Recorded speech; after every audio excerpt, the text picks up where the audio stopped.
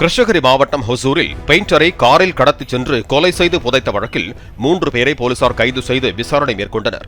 பணம் திருடுபோன விவகாரத்தில் சாகுல் ஹமீது என்பவர் சூபி என்பவரை தாக்கியதாகவும் அதனை தட்டி கேட்டதால் பெயிண்டர் அர்ஜுனை கடந்த 2ஆம் தேதி தனது நண்பர்களுடன் சேர்ந்து சாகுல் ஹமீது கொன்றதாகவும் போலீசார் தெரிவித்தனர்.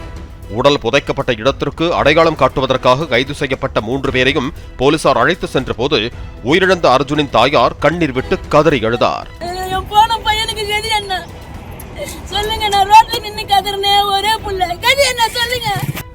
புதைக்கப்பட்ட இடத்திலிருந்து அர்ஜுனின் உடலை தோண்டி எடுத்து பிரேத பரிசோதனைக்காக போலீசார் கொண்டு சென்றனர். பிளே ஸ்டோர் மற்றும் ஆப் ஸ்டோரில் இருந்து பாலிமர் செயலியை QR கோடு மூலம் பதிவிறக்கம் செய்யுங்கள். செய்திகளை உடனுக்குடன் பெறுங்கள்.